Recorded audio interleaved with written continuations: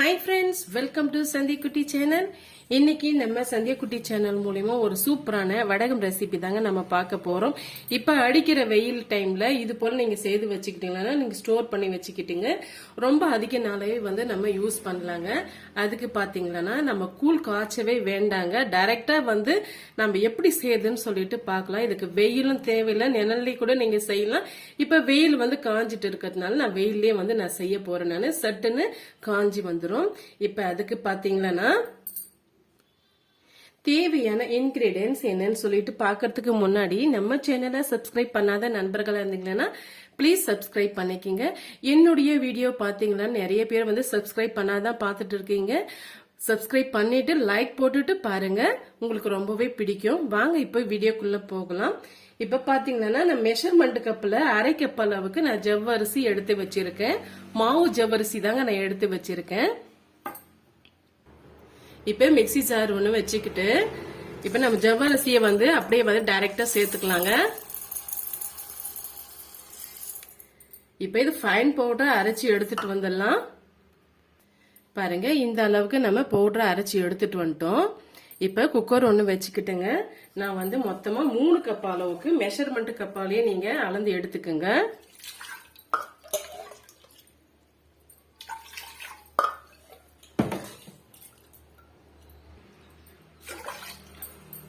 சேர்த்தாச்சு. இப்ப இது தண்ணி நல்லா கொதிச்சு வரட்டும்.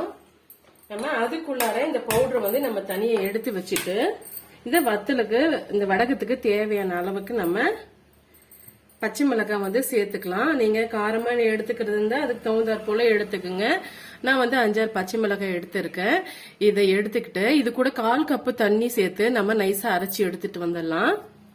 பாருங்க 1/4 கப் அளவுக்கு தண்ணி சேர்த்துக்கிட்டேன். இது கூடவே கொஞ்சமா லெமன் ஜூஸ் வந்து பிழிஞ்சு விட்டுக்கலாங்க. ஒரு அரை லெமன் பக்கமா வந்து நீங்க பிழிஞ்சு விட்டுக்குங்க.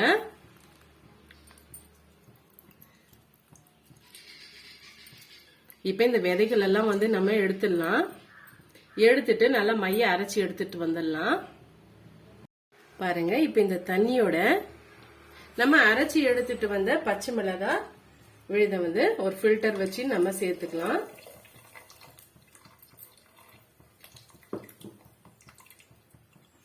இந்த சக்கை வந்து நமக்கு தேவை கிடையாதுங்க.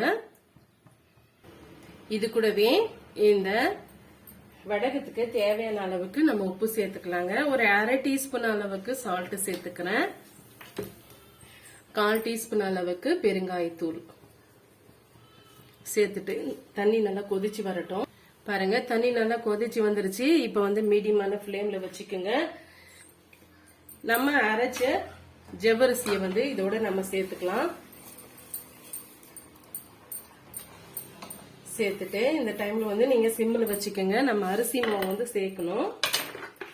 நான் மெஷர்மெண்ட் கப்பால 1/2 கப் அளவுக்கு அரிசி மாவு சேர்த்துக்கிறேன்.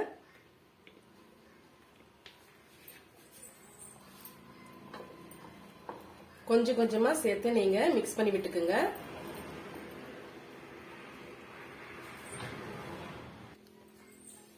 பாருங்க 1/2 கப் அளவுக்கு நம்ம அரிசி மாவு சேர்த்துட்டு கட்டிகள் இல்லாம நல்லா வந்து மிக்ஸ் பண்ணி விட்டுக்குங்க.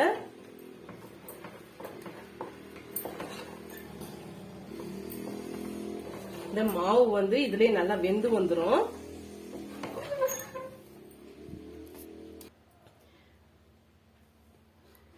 பாருங்க நம்ம சேர்த்து இருக்க தண்ணியோட அளவு வந்து கரெக்டா இருக்கு. இப்ப நான் வந்து ஸ்டவ் ஆஃப் பண்ணிட்டேன். ஆஃப் பண்ணிட்டு அப்படியே மூடி போட்டு ஒரு 5 நிமிஷம் வந்து அப்படியே வெந்து வரட்டும். அது வரைக்கும் நம்ம வெயிட் பண்ணலாம். உள்ளவே அது வெந்து வரும்போது நல்லா சாஃப்டான வடகம் வந்து நமக்கு கிடைக்கும். இப்ப பாருங்க ஒரு 5 நிமிஷம் ஆயிடுச்சு. இப்ப நம்ம ஓபன் பண்ணி பார்க்கலாம்.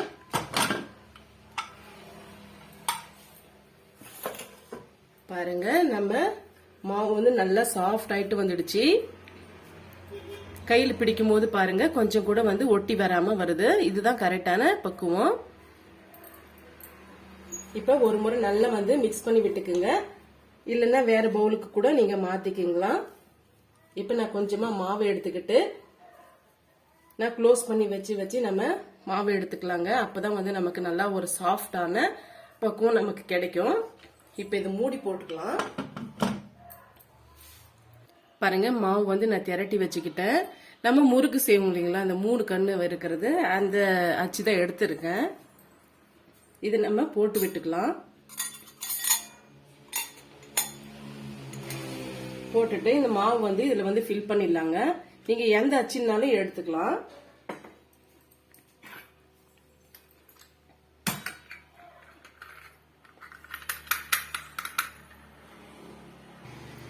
பாருங்க, நான் வந்து பிழிஞ்சு காமிக்கிறேன். ஈஸியாவே பிழிய வருங்க. நீங்க முறுக்கு போலையும் பிழிஞ்சு எடுத்துக்கலாம். கொஞ்சம் இடைவெளி விட்டே நீங்க பிழிஞ்சு விட்டுக்குங்க. அப்பதான் நம்ம வெயில காய வைக்கும் போது சட்டுனே வந்து நமக்கு காஞ்சி வருங்க. பாருங்க, இதே மாதிரி நம்ம எல்லா பீஸுகளும் செய்து எடுத்துக்கலாம். பாருங்க, கையில் எடுக்கிறதுக்கும் ஈஸியாவே வந்து பிரிஞ்சு வருது. இதே போல எல்லா மாவுகளையும் நீங்க பிளேட்ல செய்து வச்சுக்கிட்டு பிறகு நீங்க வெயில கூட நீங்க போட்டு காய வச்சுக்கலாம். டைரக்டா நீங்க வெயில்ல போய் பிழியும் போது ரொம்ப வந்து வெயிலோட இது வந்து நம்மளால எடுத்துக்க முடியாதுங்க. அதனால வந்து நீங்க பிளேட்ல பிழிஞ்சு வச்சுக்கிட்டு ஒரு காட்டன் கிளாத் போட்டு அதுக்கு மேல வந்து நம்ம போட்டு விட்டுக்கலாம். நான் வந்து ஃபர்ஸ்ட் இதை நான் செய்து வச்சுக்கிட்டு நான் எப்படி செய்யறேன்னு சொல்லிட்டு பிறகு பாக்கலாங்க. பாருங்க, இது போல நான் வந்து பிளேட்ல வந்து பிழிஞ்சு விட்டுக்கிட்டேன். நீங்க அப்படியே வந்து டைரக்டாவும் நீங்க பிழிஞ்சு விட்டுக்கலாம். அது உங்க விருப்பம் தான். நான் வந்து முறுக்கு போல செய்து விட்டுக்கிட்டேங்க. இப்ப வந்து இது எப்படி நம்ம வெயில்ல வந்து காய போறதுன்ட்டு பாக்கலாம். பாருங்க, இப்படியே கூட நீங்க பிளேட்ல காய வச்சுக்கலாம். அப்படி இல்லைன்னா நான் வந்து பாருங்க சொசைட்டில வந்து கொடுத்த சாரியை வச்சு நான் நல்லா வந்து பிழிஞ்சு எடுத்துக்கிட்டு நல்லா கிளீனா வந்து வச்சிருக்கேன். ஃபர்ஸ்ட் ஒரு முறை வந்து நல்லா தண்ணியில போட்டு அலசிட்டு பிறகு வந்து நீங்க இது மாதிரி வெயில வந்து வச்சுக்குங்க. வச்சுக்கிட்டு நம்ம செய்து வச்சிருக்க வடகத்தை வந்து நம்ம சேர்த்துக்கலாம். பாருங்க, இது போல நான் சேர்த்துக்கிட்டேன். இப்ப நம்ம டைரக்டா வந்து நம்ம ஒரே கூட நம்ம செய்து எடுத்துக்கலாம்.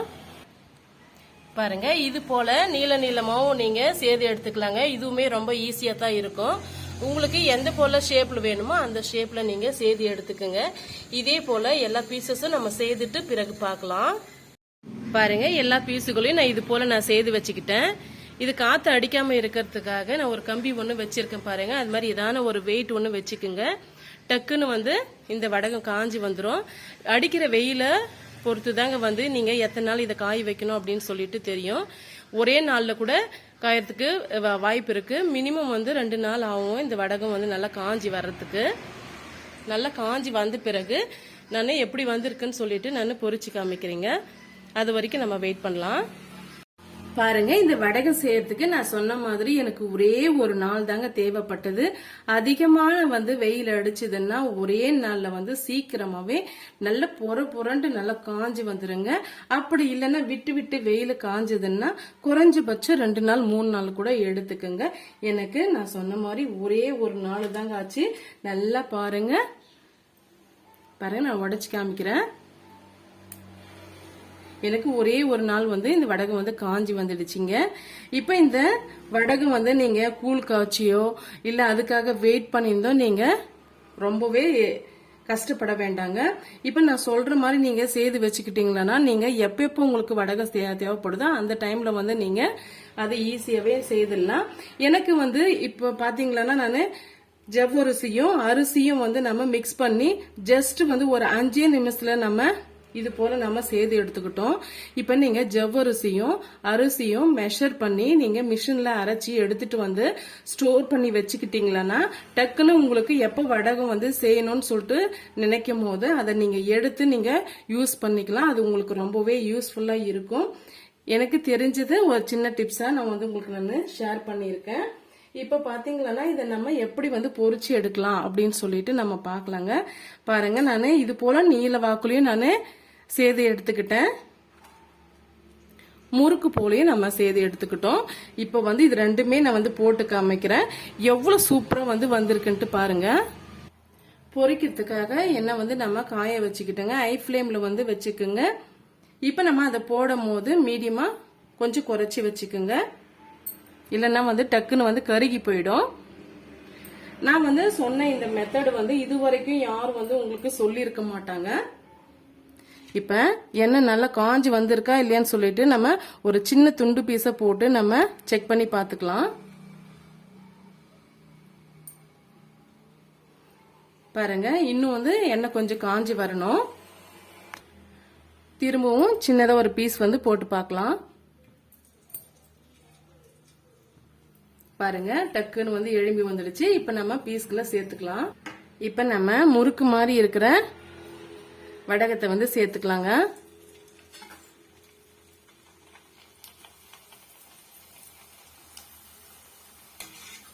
பாருங்க எவ்வளவு சூப்பரா வந்து நமக்கு வடகை கிடைச்சிருக்குன்ட்டு. எண்ணெயெல்லாம் வடிகட்டிட்டு எடுத்துக்குங்க. நான் திரும்பவும் வந்து போட்டு காமிக்கிறேன்.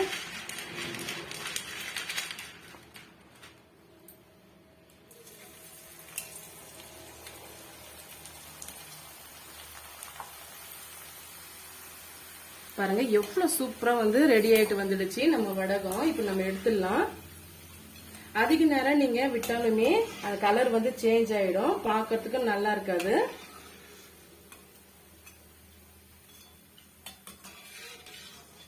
நீங்க நிறைய மாவு இது போல சேது வச்சுக்கிட்டு தேவைப்படும் போது நீங்க சேது எடுத்துக்கோங்க. ரொம்பவே டேஸ்டியா இருக்குங்க.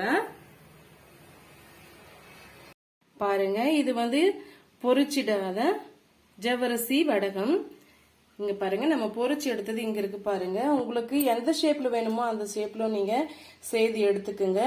நான் வந்து ஒரு பீஸ் வந்து உடைச்சு காமிக்கிறேன். பாருங்க எவ்வளவு சாஃப்டா எவ்வளவு கிறிஸ்பியா இருக்குன்ட்டு. பாருங்க ரொம்பவே டேஸ்டியான இதுவரும் யாருமே சொல்லிடாத இந்த ஜவ்வரிசி வடகம் ரெசிபி வந்து உங்களுக்கு பிடிக்கும்னு நினைக்கிறேன். பிடிச்சிருந்தா மறக்காம சந்திக்குட்டி சேனலுக்கு சப்ஸ்கிரைப் பண்ணுங்க, லைக் பண்ணுங்க. ரொம்ப ரொம்ப பிடிச்சிருந்த ஃப்ரெண்ட்ஸ் அண்ட் ஃபேமிலியோட நிறைய ஷேர் பண்ணுங்க. தேங்க்யூ ஃபார் வாட்சிங். Thank you my friends. பாய்.